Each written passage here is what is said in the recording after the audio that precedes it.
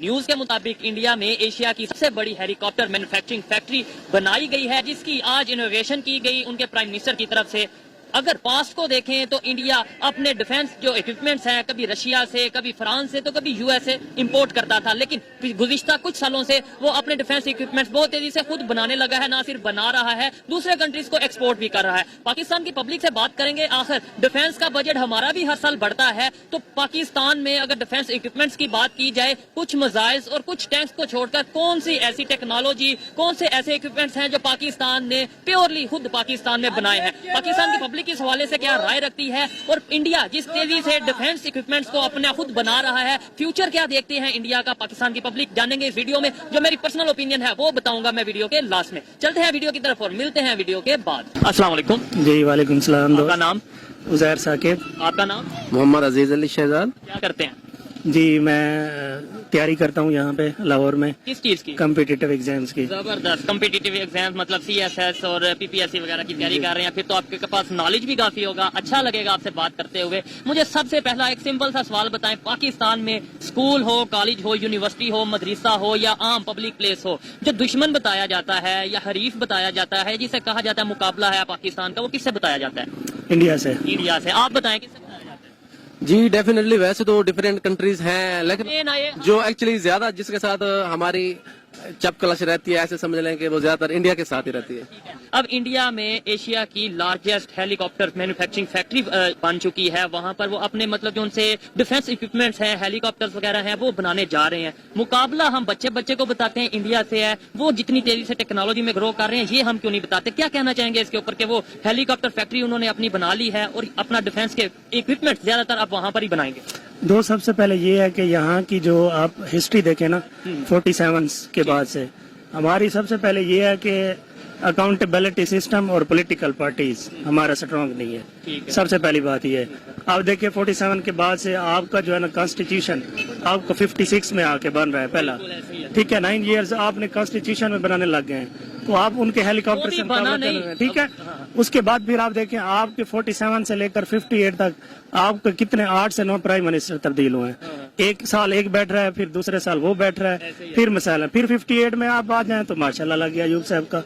तो civil military relations जो थे ना वो काफी ज्यादा खराब हुए। 56 तक बात करें हम, इस्लामिक रिपब्लिक नहीं थे, इस्लामिक रिपब्लिक मुसलमान भी समझ लेंगे। आप देखें ना 1935 का एक्ट चला रहे हैं, स्टिल भी चला रहे हैं।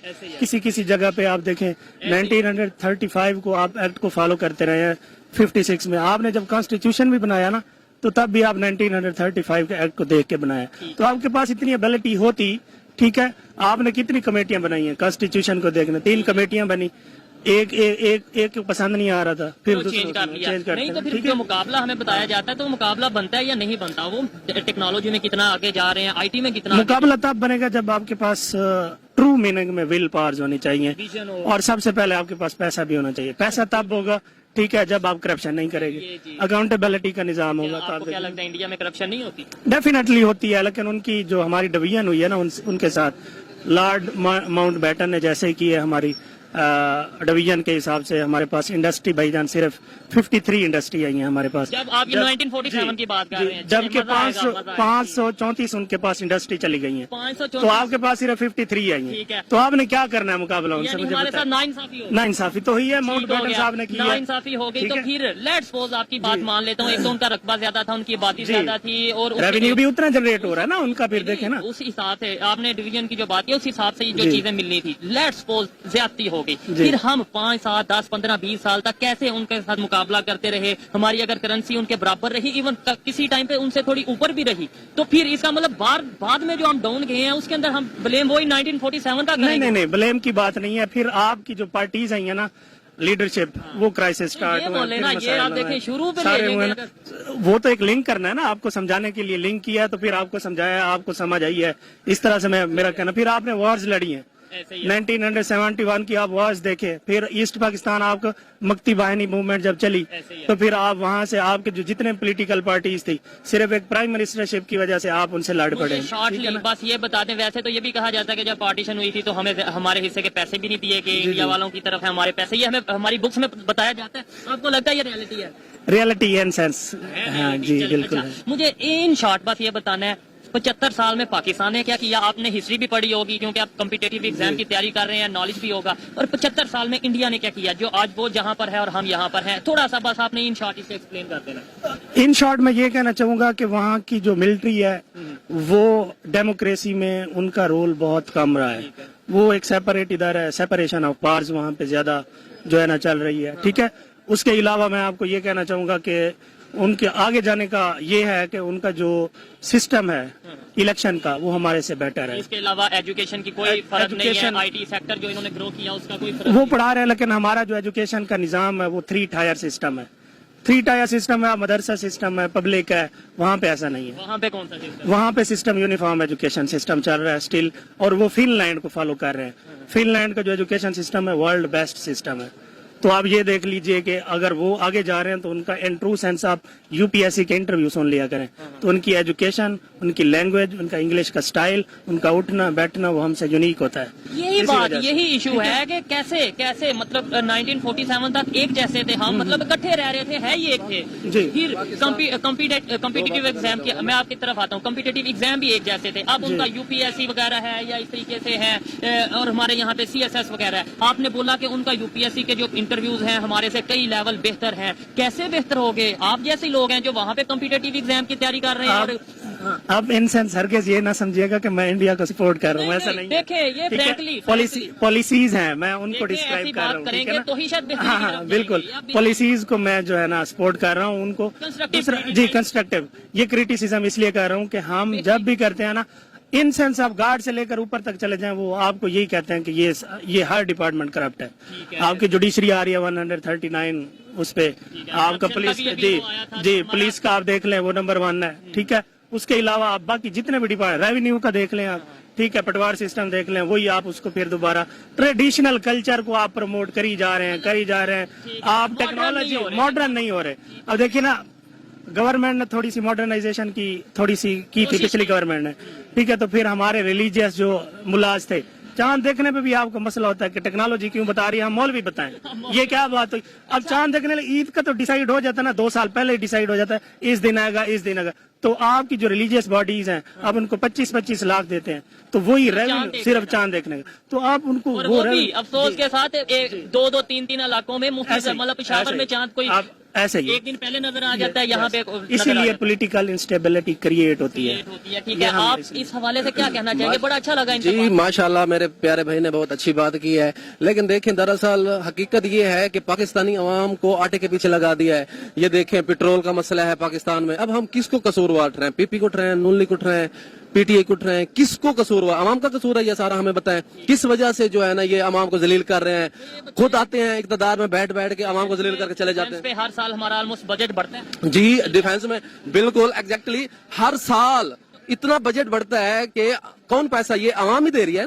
देखिए डिफेंस पे क्यों नहीं टेक्नोलॉजी अपने यहाँ पे क्यों नहीं बना रहे इंडिया वालों से? अगर थोड़ा सा कंपैरिजन नहीं, क्योंकि कंपैरिजन अब शायद बनता नहीं, कंपैरिजन उसकी कंपैरिजन से मुराद ये है कि उसकी एक तो पॉपुलेशन भी ज्यादा है, फिर वो माशाल्लाह उनका एक अपना अच्छा सेटअप, उनके हुक्मरान हर जगह पे होते हैं, वहाँ पे भी हुक्मरान उनके जैसे करप्शन करते हैं सबको, लेकिन वो उनका एक स्टेबिलिटी हर जगह पे, मतलब उन्होंने अपने आप को फोकस किया हुआ है, अपने अवाम के बारे में वो सोचते हैं ज्यादातर। 5वीं बड़ी मतलब पाकिस्तान का देखिए, इतना कुछ होने के बावजूद माशाल्लाह इतना कुछ है पाकिस्तान में अगर देखा जाए बेसिकली, तो उसके बावजूद भी करप्शन के ऊपर जो है ना ये हमारे हुक्मरान बैठे हुए हैं, अवाम को कमजोर से गरीब से कमजोर से कमजोर करते जा रहे हैं अवाम को। मुझे एक लाइन में बस ये बता दें आप कि क्या ऐसा किया जाए कि हम बेहतरी की तरफ जाएं? जी मेरे ख्याल में तो जो हुक्मरान माशाल्लाह जो हमारे ऊपर बैठे हुए हैं, ये जो बारियां ले रहे हैं ना बार बार, कभी उसकी बारी कभी उसकी बारी कभी उसकी बारी, ये कल्चर खत्म करना चाहिए इनको। बेसिकली ये खत्म हो जाए, माशाल्लाह पाकिस्तान की जो आवाम है उसके बारे में सोचा जाए, महंगाई के बारे में सोचा जाए, जो आवाम परेशान है, पेट्रोल का, आटे का काफी मसला है, ठीक है, जो बेरोजगारी है माशाल्लाह अब डबल एम में लोग इधर पे बेरोजगार, कोई वेटर खड़ा हुआ है, कोई क्या कुछ, मतलब इतनी उनके पास रोजगार भी नहीं है, वो बेचारा इतना पढ़ लिख के भी वो बेरोजगार है, तो क्या करना चाहिए? शॉर्ट दोस्त, इसका सोल्यूशन मैं आपको बताता जाऊं 2-3 लाइनों में। ठीक है, सबसे पहले पॉलिटिकल स्टेबिलिटी मुल्क के अंदर होनी चाहिए, एग्री करता हूं। इकोनॉमिक स्टेबिलिटी ठीक है होनी चाहिए, आपकी पॉलिसीज कंस्ट्रक्टिव पॉलिसीज होनी चाहिए, ठीक है, और ठीक है, long term policies लॉन्ग होनी टर्म पॉलिसीज 25+ ईयर्स तक की पॉलिसीज होनी चाहिए, लाइक चाइना और ईरान की जैसे डील हुई है 25+ ईयर्स वाली हुई है। ठीक है। आपको ईरान तेल देता है, हाँ हाँ, चाइना ईरान की ठीक है ना? 400 बिलियन जी, डॉलर की हुई तो है। आपको जब देता है ईरान तो आप उससे परचेज नहीं करते अमेरिका के डर से, ऐसे ही है। तो आपकी जो डेमोक्रेसी है ना वो बेटर से बेटर होनी चाहिए। ठीक है, मुझे बस ये बता दें कि हमें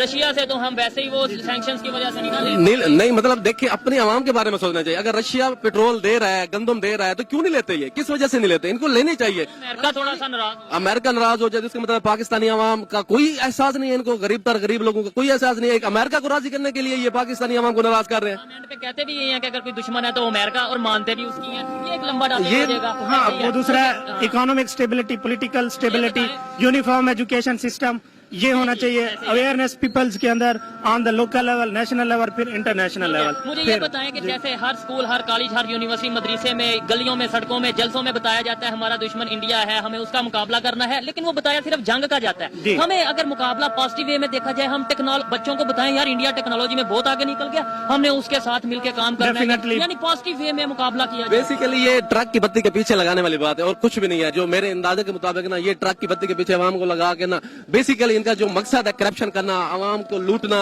उसके जो बाद बात की है कि भाई अगर प्रोडक्टिव हम कंपटीशन करें या जी। एक साथ मिलकर काम जी। करें कि जैसे वो लोग आईटी में वो जी, बिल्कुल। हेल्थी कंपटीशन करें। बिल्कुल अगर कंपटीशन करें तो पाकिस्तान काफी हद तक इंप्रूवमेंट हो जाएगी। पाकिस्तान की पॉपुलेशन की जितनी पॉपुलेशन है और लोग जितने अवेयरनेस रखते हैं पाकिस्तान के लोग, काफी सारी इंप्रूवमेंट हो जाएगी। पाकिस्तान की आवाम माशाल्लाह काफी जो है ना पढ़ी लिखी है, ठीक है, बाशऊर लोग हैं यहाँ के। लेकिन मेन चीज ये है कि उनको ट्रक की बत्ती के पीछे लगाया हुआ है, कभी आटे के पीछे, कभी पेट्रोल के पीछे, कभी किसके पीछे, कभी किसके पीछे। टेक्नोलॉजी आईटी टेक्नोलॉजी का बताया नहीं जा रहा बेसिकली इनको। ऐसे ही है। अच्छा लगा इनसे बात करके। मैं दुआ करूंगा कि आपके जो एग्जाम्स हैं, कॉम्पिटेटिव एग्जाम्स, आप क्लियर करें, ब्यूरोक्रेट बने और पाकिस्तान की बेहतरी के लिए कुछ ना कुछ जरूर करें। आइए मजीद किसी से बात करते हैं। बहुत शुक्रिया। ओके जी, अल्लाह। अस्सलाम वालेकुम। जी वालेकुम सलाम। आपका नाम? मेरा नाम बैरिस्टर हसन पन्नू है जी। ठीक है, जबरदस्त। मैं जिस टॉपिक पे वीडियो रिकॉर्ड कर रहा हूँ वो टॉपिक ये है कि अगर डिफेंस इक्विपमेंट्स की बात करें या फिर ओवरऑल टेक्नोलॉजी की बात करें, पाकिस्तान में इतनी अवेयरनेस अभी क्यों नहीं आ रही? पाकिस्तान की गवर्नमेंट हो या पब्लिक हो, टेक्नोलॉजी के हवाले से हम क्यों नहीं वर्क कर रहे? कोई भी चीज है हम कभी चाइना से लेते हैं, कभी यूएस से लेते हैं, कभी रशिया से लेते हैं। देखिए ये जो आपने सवाल किया है इसके ना मुख्तलिफ फेसेट्स हैं। ये जो आपने अभी सवाल किया है इसके अंदर ही 2-3 ऐसे एलिमेंट्स हैं जिसको एक्सप्लोर करना बड़ा जरूरी है। सबसे पहली बात यह है कि आपने बात की डिफेंस इक्विपमेंट से लेके, फिर आपने उसको बात को लेकर आर्टिफिशियल इंटेलिजेंस या अदर ओवरऑल टेक्नोलॉजी की मैं बात या आपने बात की टेक्नोलॉजिकल एडवांसेस की। देखिए हम जिस खत्ते में रहते हैं और जिस मुल्क में रहते हैं, खिता सॉरी एक बड़ा लफ्ज़ है, मगर जिस मुल्क में रहते हैं यहाँ पे असल देखिए हमारे मसाइल इस वक्त क्या दरपेश हैं। इस वक्त एज ऑफ नाउ अगर हम बात करें, जो महंगाई और जो मामलात इस मुल्क में हैं, हम एक एग्रो बेस्ड इकोनॉमी है, लेकिन हम अपनी एग्रीकल्चर और अपनी फूड नीड्स को भी पूरा नहीं कर पा रहे। हमें इम्पोर्ट करना पड़ता अब देखिए जब हम उनको पूरा नहीं कर पा रहे तो how do you expect someone कि जिसका पेट भी भरा ना हो तो वो पहले टेक्नोलॉजी या कोई इस तरह की डिफेंस इक्विपमेंट्स की बात करेगा। लेकिन ये सवाल इसलिए भी जरूरी है। अब मुझे अब थोड़ा सा मौका दें, अब मजा आएगा। आपने थोड़ी सी खित्ते की बात की, साथ ही हमारे इंडिया है और उसकी आबादी हमारे से बहुत ज्यादा है और 1947 में एक ही कंडीशन एक जैसी थी। आज वो अभी आज की खबर ये है कि उन्होंने एशिया का लार्जेस्ट हेलीकॉप्टर फैक्ट्री जो सी है उसे लॉन्च। देखिए मैं उस बात की तरफ अभी आपको लेके आता हूँ, अगर आप मुझे इससे थोड़ा सा मौका दें। मैं ये बात करना चाह रहा हूँ कि देखिए हमारे जो फूड क्राइसिस है और जो एक लूमिंग फूड क्राइसिस है, अभी कल की खबर है कि यूएस काउंसिल ने, यूनाइटेड स्टेट्स की काउंसिल जनरल ने, या I am forgetting probably portfolio क्या था, उसने हमारे एक एम्बेसडर या कह लें हमारे एक रिप्रेजेंटेटिव से एक मुलाकात की जिसमें उनका मौजूद बहस ये था कि हमारा एक looming food crisis across around the corner है। At the same time India entered into a deal with United States, कल परसों की बात है पिछले हफ्ते की, जिसमें उन्होंने आर्टिफिशियल इंटेलिजेंस की टू कर्ब चाइना और चाइना की एक जो लूमिंग और ओवर एक एक्सटेंशन उसकी बढ़ रही है, इन्वॉल्वमेंट की, इंटरवेंशंस की, चाहे वो इकोनॉमिक हो, चाहे वो फाइनेंशियल हो, या चाहे वो मिलिट्री से रिलेटेड हो। तो आप कंपैरिजन करें तो हमारे अभी मसाइल ये है कि हमारी भूख खत्म नहीं हो रही और हमारा मसला ये है कि एक लूमिंग फूड क्राइसिस है around the corner. Eight the same time India का मामला मुख्तलिफ है और इसमें हकीकत ये है कि अगर ये सारी चीजें होती हैं, ऐसा नहीं है कि हम इस मुल्क में पैदा नहीं कर सकते चीजें, मसला है मैनेजमेंट का, मसला है कि हम इस चीज को मैनेज नहीं कर पा रहे और मैनेजमेंट डीप रूटेड है हमारे डेमोक्रेटिक प्रॉब्लम्स और पॉलिटिकल प्रॉब्लम से।